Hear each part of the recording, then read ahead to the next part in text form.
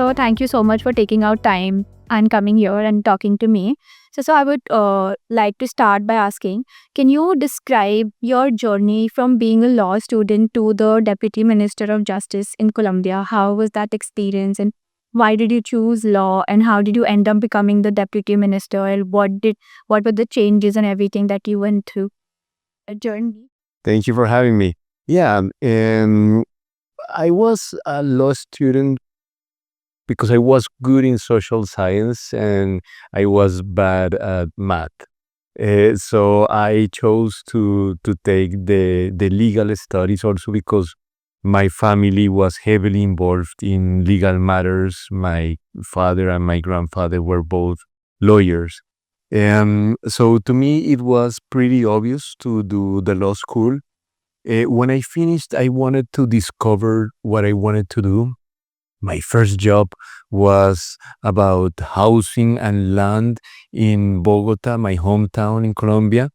Uh, Actually, I don't know much about land and about housing, but I learned something really important from that job, which was that I needed to find what I really liked. So I started doing things about human rights, working with different organizations. I did a postgraduate study on international humanitarian law and human rights, and that was very interesting for me. So I was so excited all the time that I started working on that. I work with the public policy sector and also with NGOs, human rights NGOs. But it was time for me to change a little bit perspective. I knew that the legal studies were very interesting, but I was more interested about how society worked. And so I don't know how it is in India, but in Colombia, when you study law, they start telling you, what are you, a criminal law, or are you in labor law, or are you in this type of law? The different division. Different divisions. But actually, I work with different departments from the law school, and I was able to work with everyone. But at the end, the professors told me, you are not like this kind of lawyer, you are another kind of lawyer. So at the end, I wanted to discover a little more about sociological thinking. And that's why I chose to do my master's in the Basque Country about sociological studies. I finished that and I went through also to my PhD on criminology at the University of Ottawa and sociology of law at the University of the Basque Country. Beautiful experiences, Canada, Basque Country, mixing up with the reality of Colombia. That gave me a lot of background and context. And I work in many other different initiatives, and I ended up being the Deputy Minister of Justice, which was really a coincidence. I'm not a politician, nothing like that. But it was a great opportunity and a big honor to serve my people. Great to hear that. And also, what was your goal or vision towards creating a more humane prison system? And like, what made you think that you should do that? Well, so my position at the government was Deputy Minister of Justice, but the longer title was in charge of the criminal policy and the restorative justice. So I was in charge of the drug policy of the country. I was in charge of the penitentiary system and the criminal law, and I was in charge of the transitional justice policies, which is a lot. So it was a very demanding position. For the criminal system, there is an unconstitutional state of affairs for a long time, for decades, in the prison system in Colombia. So what we wanted to do is to bring more humane kind of framework for the prison system. And we tried to do something about the administrative conditions, how the prisons work, but also how the laws work, how the legal framework works, to have other alternatives. So we were able to create an alternative for the criminal punishment of marginalized women. So they are not so much in prison, but they can be out working instead. We created different dialogues within the prison system.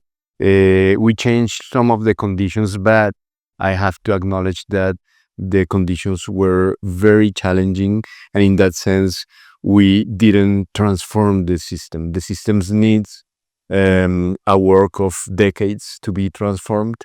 But I can gladly say that we made and we created very different programs trying to bring more resocialization for people deprived from liberty, trying to bring more programs of education and work preparation, and trying to bring more alternatives to imprisonment. So that's what we try to do. I was the prime minister for 2 years and a half, which of course is not enough for doing a lot, but it is enough time to prove that you can do differently to have a more humane prison system. To make a difference. So, and can you tell us about your experience with working with the Truth Commission in Colombia? How was that, and what thing did you learn, or what did you explore, or was it challenging, and how did you face those challenges? I learned a lot about the Truth Commission. So I was part of the victims delegation that went to the negotiation in La Habana for between the guerrilla and the government. And there, the victims, one of the main victims' claim was to know more about what happened and have more acknowledgement, which was related to the creation of an institution called the Truth Commission. So the Truth Commission had this mandate of clarifying the truth and bringing more acknowledgement to the conflict and recommendations to non-repetition.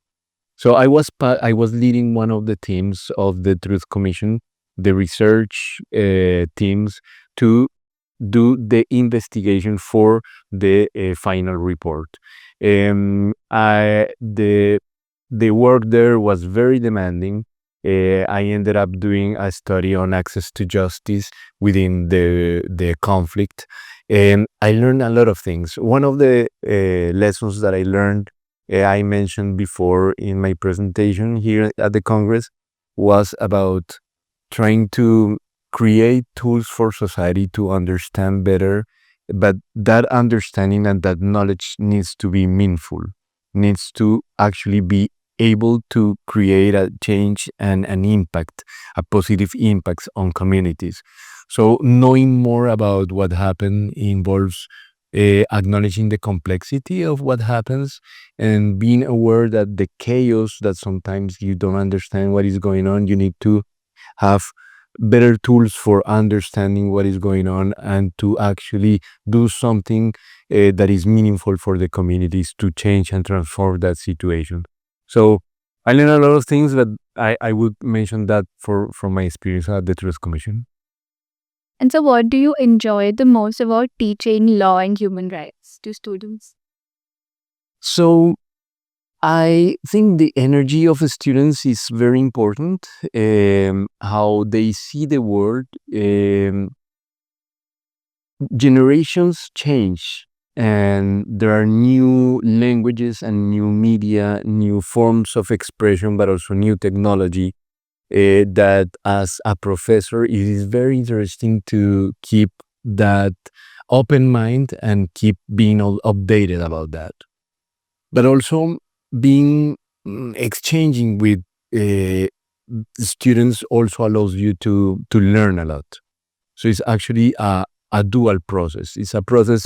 Knowledge is not something that you give.